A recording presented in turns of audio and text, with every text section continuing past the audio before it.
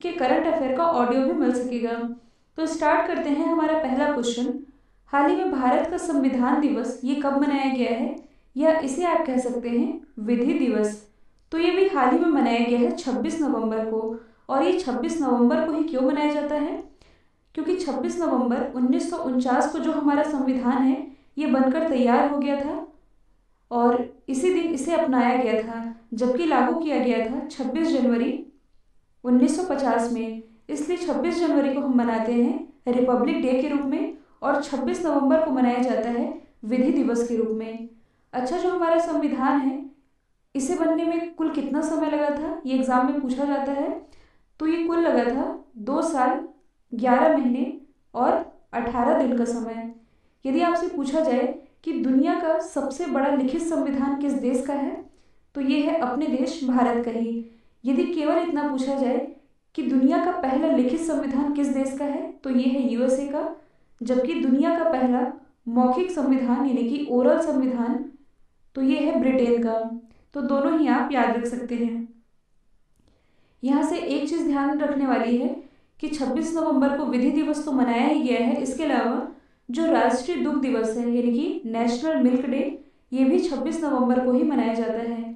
क्योंकि भारत में जो श्वेत क्रांति के जनक थे, जिनका नाम है वर्गीज कुरियन, इनका जन्मदिन आता है 26 नवंबर को। और 2014 से 26 नवंबर को हम नेशनल मिल्क डे के रूप में भी मना रहे हैं। तो दोनों ही आप याद रखेंगे।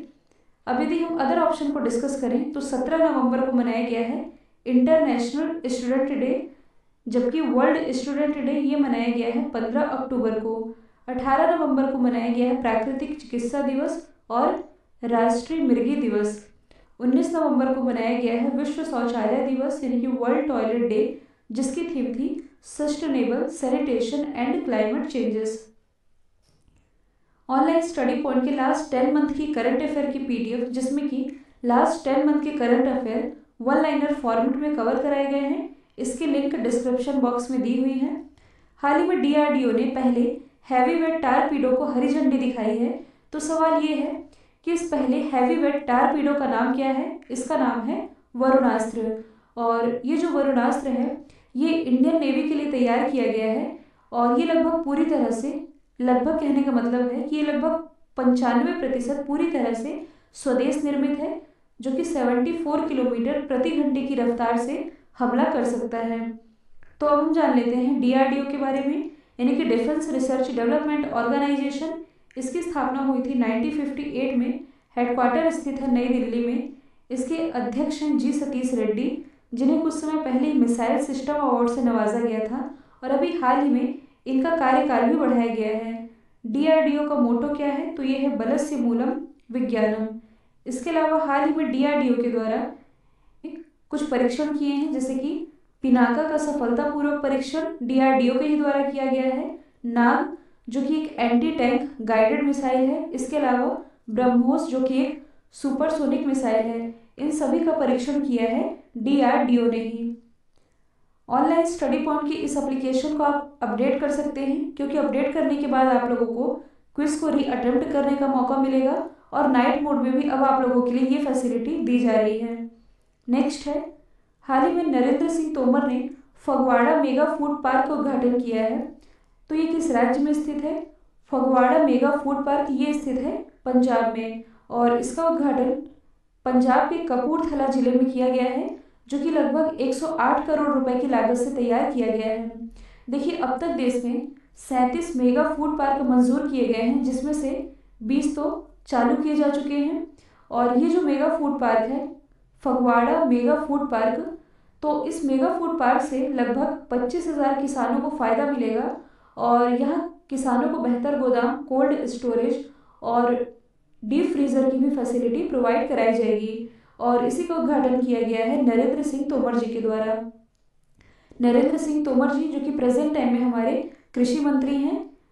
हालांकि जो हमारी फूड प्रोसेसिंग मिनिस्टर थी हरसिमरत कौर बादल जी, इन्होंने 3 कृषि कानून के विरोध में इस्तीफा दे दिया था, जिसके बाद से फूड प्रोसेसिंग मिनिस्ट्री का एडिशनल चार्ज ये नरेंद्र सिंह तोमर ही संभाल रहे हैं।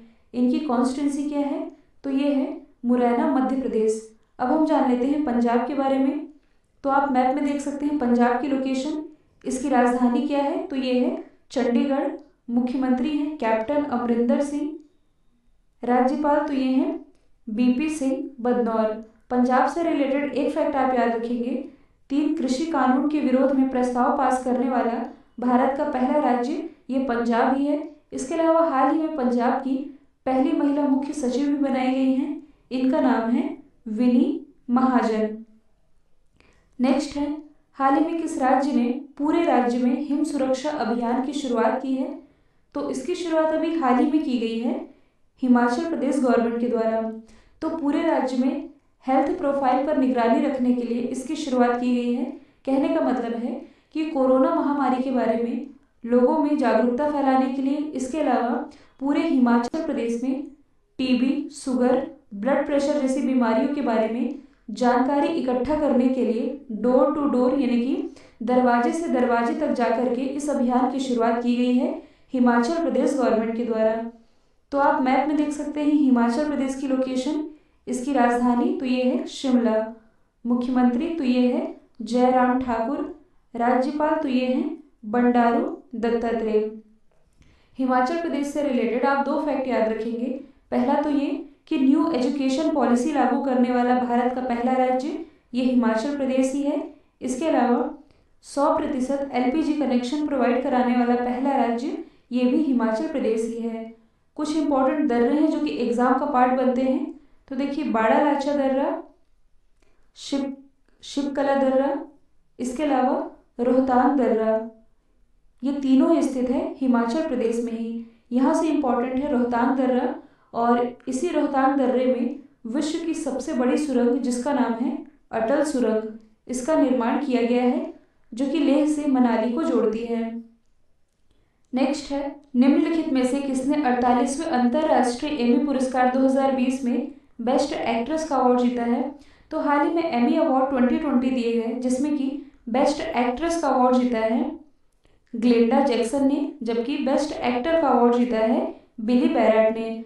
अब फॉरेन नाम कुछ ऐसे होते हैं कि समझ में ही नहीं आता कौन मेल है कौन फीमेल, इसलिए दोनों नाम मैंने एक साथ लिख दिए हैं। बिली बैरट ये बने हैं बेस्ट एक्टर और ग्लेंडा जैक्सन ये बनी है बेस्ट एक्ट्रेस। इसके अलावा कुछ दिन पहले मैंने आप लोगों को बताया था कि एमी अवार्ड 2020 में सर्वश्रेष्ठ ड्रामा सीरीज का खिताब ये जीता है भारत के एक शो जिसका नाम है दिल्ली क्राइम ने। दिल्ली क्राइम जो कि एक वेब सीरीज है, इसकी डायरेक्टर हैं रिची मेहता, और ये इम्पोर्टेंट इसलिए भी है क्योंकि ये ऐसी पहली वेब सीरीज है, मतलब कि भारत की ऐसी पहली वेब सीरीज है जिसने कि अंतर्राष्ट्रीय पुरस्कार जीता है Delhi crime. Online study point की जो अक्टूबर मंथ की मंथली पीडीएफ है इसे आप परचेज कर सकते हैं, जिसमें कि टॉपिक वाइज अक्टूबर मंथ के सभी करंट अफेयर कवर कराए गए हैं। लास्ट 10 मंथ के करंट अफेयर की पीडीएफ जिसमें कि जनवरी से अक्टूबर तक के सभी current affair topic wise cover कराए गए हैं with detailing with extra fact, इसकी भी लिंक डिस्क्रिप्शन बॉक्स में दी हुई है। हाल ही में आईसीसी के नए अध्यक्ष कौन बने हैं, तो ये भी हाल ही में बन गए हैं ग्रेग बार्कले जो कि बिलोंग करते हैं न्यूजीलैंड से। अब इसे आप समझिएगा, कुछ समय पहले ही जो आईसीसी के पूर्व अध्यक्ष थे शशांक मनोहर, इन्होंने इस्तीफा दे दिया था और इनके इस्तीफे के बाद जो आईसीसी के उपाध्यक्ष थे इमरान ख्वाजा, ये आईसीसी के अंतरिम अध्यक्ष बनाए गए थे और अब फाइनली आईसीसी के नए अध्यक्ष बन चुके हैं जिनका नाम है ग्रेग बार्कले जो कि बिलोंग करते हैं न्यूजीलैंड से। तो सबसे पहले हम जान लेते हैं आईसीसी के बारे में। इसकी स्थापना हुई थी 1909 में, हेडक्वार्टर स्थित है दुबई यूएई में। देखिए जो दुबई एयरपोर्ट है ये इंडियन करेंसी को स्वीकार करने वाला विश्व का पहला एयरपोर्ट भी है। इसके अलावा आईसीसी के सीईओ कौन है, तो ये हैं मनु सहानी।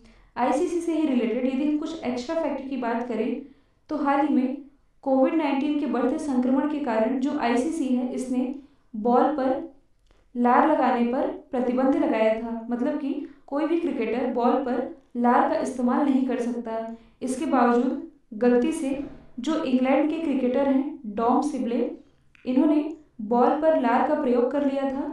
तो गलती से यदि कहा जाए तो बॉल पर लार का इस्तेमाल करने वाले ये पहले क्रिकेटर बन गए हैं। और कुछ दिन पहले मैंने आप लोगों को बताया था कि हाल ही में जो आईसीसी है इसने अपनी न्यू एज पॉलिसी जारी की है जिसके अनुसार 15 साल से कम उम्र के खिलाड़ी अंतर्राष्ट्रीय क्रिकेट नहीं खेल सकते हैं। हाल ही में किस राज्य की कैबिनेट ने जबरन धर्म परिवर्तन के खिलाफ एक अध्यादेश पारित किया है? तो ये पारित किया गया है उत्तर प्रदेश गवर्नमेंट के द्वारा। तो जैसा कि आप सभी जानते हैं कि लव जिहाद का मुद्दा अभी चर्चे में है। फिलहाल जो यूपीएससी टॉपर रही हैं टीना डाबी और उनके जो हस्बैंड है अतहर आमिर, इनका मामला भी अभी सामने निकल कर आया। हालांकि ये उनका निजी फैसला है, लेकिन इस बात पर भी काफ़ी पॉलिटिक्स दिखाई दे रही है। तो जो उत्तर प्रदेश गवर्नमेंट है इसने लव जिहाद पर कानून बनाने का फैसला कर लिया है। मतलब कि जबरन धर्म परिवर्तन कराने पर अब उत्तर प्रदेश गवर्नमेंट ने सजा का भी प्रावधान कर दिया है। तो सबसे पहले आप मैप में देख सकते हैं उत्तर प्रदेश की लोकेशन। इसकी राजधानी है लखनऊ, मुख्यमंत्री है योगी आदित्यनाथ, राज्यपाल है आनंदीबेन पटेल। भारत में सर्वाधिक लोकसभा सीटें उत्तर प्रदेश से ही आती हैं 80, जबकि राज्यसभा सीटों की संख्या है कुल 31। उत्तर प्रदेश में है पीलीभीत टाइगर रिजर्व, जिसे भी हाल ही में टाइगरों की संख्या को 2 गुना करने के लिए T/2 अंतर्राष्ट्रीय पुरस्कार दिया गया है। इसके अलावा दुधवा नेशनल पार्क ये भी उत्तर प्रदेश में ही स्थित है। उत्तर प्रदेश में स्थित है सहारनपुर, और इसी सहारनपुर से भारत का पहला मास्क एटीएम लॉन्च किया गया है, जबकि भारत का पहला हेल्थ एटीएम ये लॉन्च किया गया है उत्तर प्रदेश की राजधानी लखनऊ से। इसके अलावा जो कुशीनगर है ये भी स्थित है उत्तर प्रदेश में, और अभी हाल ही में कुशीनगर एयरपोर्ट को इंटरनेशनल एयरपोर्ट डिक्लेयर किया गया है। जो नौगढ़ रेलवे स्टेशन है इसका नाम बदल करके सिद्धार्थनगर रेलवे स्टेशन किया गया है, और ये भी स्थित है उत्तर प्रदेश में ही। हाल ही में नोबेल शांति पुरस्कार 2021 के लिए किसे नॉमिनेट किया गया है? तो ये भी हाल ही में नॉमिनेट किए गए हैं इसराइल के प्राइम मिनिस्टर बेंजामिन नेतन्याहू और यूएई के क्राउन प्रिंस खलीफा बिन जयाद अल नह्यान। और कुछ दिन पहले मैंने आप लोगों को बताया था कि जो यूएसए के पूर्व प्रेसिडेंट है डोनाल्ड ट्रंप, इन्हें भी नोबेल पीस प्राइज 2021 के लिए नॉमिनेट किया गया है। तो आप कह सकते हैं कि इसका आंसर हो जाएगा उपरोक्त सभी। इसे आप समझिएगा। देखिए जो बेंजामिन नेतन्याहू है ये है इसराइल के प्राइम मिनिस्टर, और खलीफा बिन जयाद नह्यान ये हैं यूएई के क्राउन प्रिंस। और अभी हाल ही में इसराइल और यूएई इन दोनों ही देशों के बीच ऐतिहासिक दुश्मनी खत्म हुई है, और ये ऐतिहासिक दुश्मनी खत्म करने के लिए इन दोनों ही देशों के नेताओं को 2021 के पीस प्राइज के लिए नॉमिनेट किया गया है। इसके अलावा इसराइल और यूएई इन दोनों ही देशों के बीच जो ऐतिहासिक दुश्मनी रही है इसे खत्म करने में यूएसए के पूर्व प्रेसिडेंट डोनाल्ड ट्रंप ने अहम भूमिका निभाई थी, जिसके कारण इन्हें भी 2021 के नोबेल पीस प्राइज के लिए नॉमिनेट किया गया है। अच्छा, ये तो नॉमिनेशन है अगले साल के लिए। इस बार का जो नोबेल पीस प्राइज रहा था, मतलब कि 2020 का, ये किसे मिला है? वर्ल्ड फूड प्रोग्राम को। और क्यों मिला? तो कोरोना महामारी के बीच दुनिया भर में भूखे लोगों की मदद करने के लिए। यदि आपसे पूछा जाए कि सबसे कम उम्र के नोबेल पुरस्कार विजेता ये कौन है, तो ये है मलाला यूसुफजई, जो कि बिलोंग करती हैं पाकिस्तान से। इन्हें 2014 में 17 साल की उम्र में नोबेल पीस प्राइज से सम्मानित किया गया था। नेक्स्ट है नवीकरणीय ऊर्जा के क्षेत्र में निवेश को बढ़ावा देने के लिए री इन्वेस्ट 2020 के तीसरे संस्करण का आयोजन किसने किया है? तो इसका जो उद्घाटन अभी हाल ही में किया गया है प्राइम मिनिस्टर नरेंद्र मोदी जी के द्वारा। तो री इन्वेस्ट का ये तीसरा संस्करण है। इसका जो पहला एडिशन रहा था ये हुआ था 2015 में, दूसरा हुआ था 2018 में। अभी है क्या? तो नवीकरणीय ऊर्जा, या इसे आप कह सकते हैं अक्षय ऊर्जा, मतलब कि जो कभी भी समाप्त नहीं होती, इसका उत्पादन कभी भी किया जा सकता है, क्योंकि ये नेचुरल रिसोर्सेज पर निर्भर होती है। फॉर एग्जाम्पल सौर ऊर्जा यानी कि solar energy, biomass, wind energy यानी कि पवन ऊर्जा, भूतापीय ऊर्जा, ये सभी एग्जाम्पल है नवीकरणीय ऊर्जा के। और इसी नवीकरणीय ऊर्जा के क्षेत्र में इन्वेस्टमेंट को बढ़ावा देने के लिए री इन्वेस्ट समिट, इसका उद्घाटन किया गया है प्राइम मिनिस्टर नरेंद्र मोदी जी के द्वारा। तो अभी यदि हम बात करें प्रधानमंत्री पद की, तो इसका उल्लेख है आर्टिकल 74 से लेकर के 78 तक। जो प्राइम मिनिस्टर नरेंद्र मोदी है इनकी कॉन्स्टिट्यूंसी क्या है, यानी कि निर्वाचन क्षेत्र? तो ये है वाराणसी, उत्तर प्रदेश। अभी हाल ही में जो फोर्ब्स है, जो कि एक अमेरिकी मैगजीन है, इसके द्वारा विश्व के टॉप 100 सबसे प्रभावशाली लोगों की लिस्ट जारी की गई थी, और इस टॉप 100 में शामिल एकमात्र भारतीय नेता ये नरेंद्र मोदी जी ही बने थे। हालांकि इस लिस्ट में जो एक्टर है आयुष्मान खुराना, इनका नाम भी शामिल किया गया था। लेकिन यहाँ हम बात कर रहे हैं नेता की, तो एकमात्र नेता जो शामिल थे ये नरेंद्र मोदी जी हैं।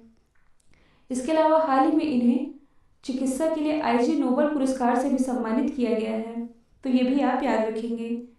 नेक्स्ट है 2021 में पैरा ओलंपिक खेलों का आयोजन कहाँ किया जाएगा? तो अगस्त से सितंबर के महीने में, मतलब कि अगले वर्ष 2021 में अगस्त से सितंबर के महीने में जो पैरा ओलंपिक गेम्स होंगे इसका आयोजन किया जाएगा जापान में। तो आप मैप में देख सकते हैं जापान की लोकेशन।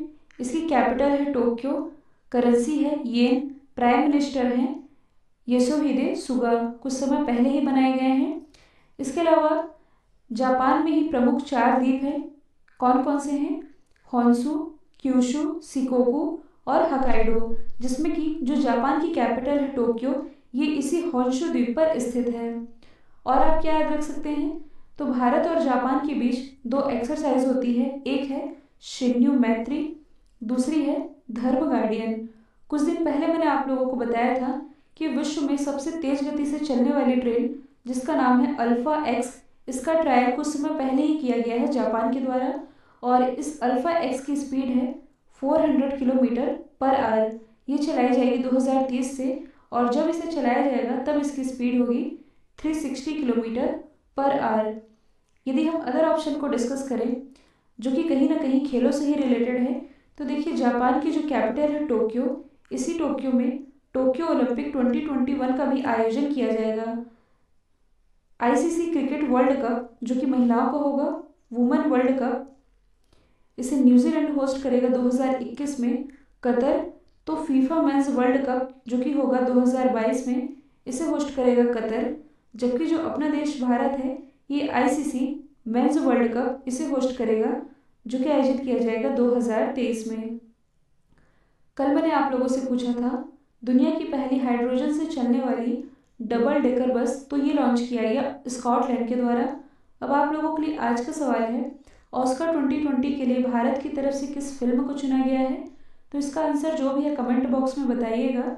वीडियो यदि पसंद आया है तो एक लाइक कीजिए और शेयर करना बिल्कुल मत भूलिएगा। तो आज के लिए इतना ही। Thank you so much.